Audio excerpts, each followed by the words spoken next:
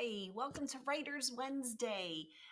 Here we are on day 2 of our planning of our fractured fairy tale.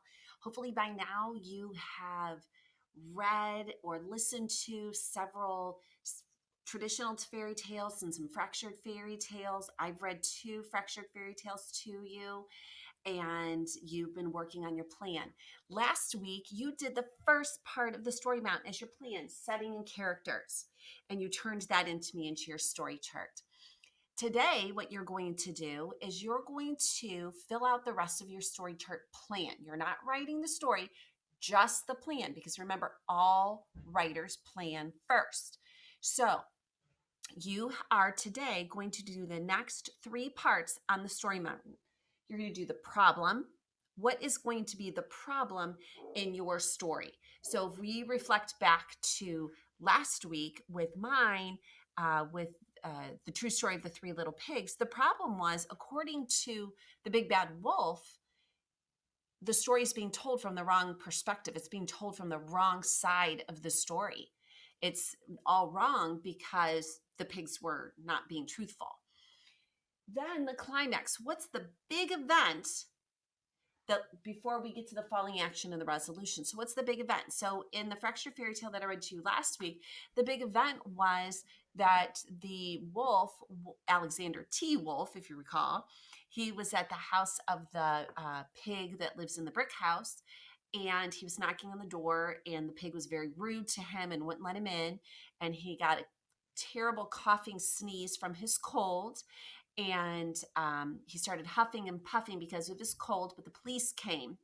So that was the climax. And then the resolution or the solution to the problem was he was put into jail and for being the big bad wolf. And then there were some events that happened into the falling action. So today you're going to do that work into your chart. You're going to go back into your chart that you started last week where you had the setting and the characters. And then you're going to complete the problem, the climax, and the resolution or solution. Those words are synonymous. They mean the same thing, resolution and solution. Again, you're not writing your whole story there. It's just the framework and the plan that you're going to work from in the next coming weeks. I included a sample of my completed chart. And if you look carefully, I even changed a little something from last week. As I started to plan out my story, I had a different idea of how I wanted it to go. So if you recall, mine's still based on the 3 little pigs and the big bad wolf, but I had 3 little robins and the squirrel, the big bad squirrel. You're going to see my problem is going to be that just like the 3 little pigs and the big bad wolf, the squirrel comes and keeps breaking their nests. And then you're going to see what my climax is and my resolution. I don't want to give it away. I want for you to make sure you look into mine and get an idea as a sample of what yours is going to look like. So I didn't include a new chart. You're going to go back into your same Google Doc, your same chart. You have it in there, and you're going to complete yours and then reshare it with me again so I can see how you're doing with your plan.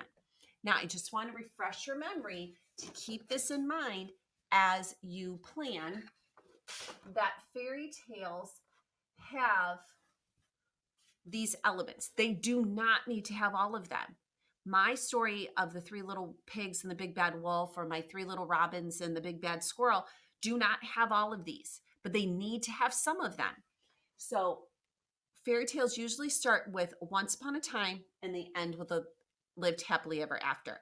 You're not going to see that in your plan yet, but just kind of keep that in mind as we move forward in the next coming weeks to actually doing the writing. The number 3. The number 3 is in mine. It's the 3 little robins. There's some magic. I don't have magic in mine, but if you're basing yours on maybe Cinderella or I'm trying to think of another one. Not Goldilocks doesn't have Sleeping Beauty. They typically have magic in them. Mine does not. It does not have to have all of these elements. It should have at least 2 or 3. Good versus evil. I definitely have good versus evil. I have the big bad squirrel. You're going to see a little change in the squirrel, but there's still going to be some evil element to the squirrel and some good.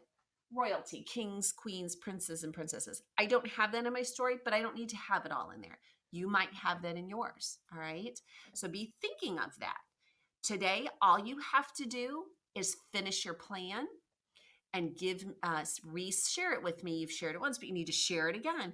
I need to see your completed plan. I've got some really exciting things coming your way in writing these stories to end our school year. All right. So after you go to work, take a look at my plan so you can see how I completed mine. And then I want for you to complete yours, finish that chart, and send it on back. All right. Off you go to work, writers. See you later. Can't wait to see what your plan is.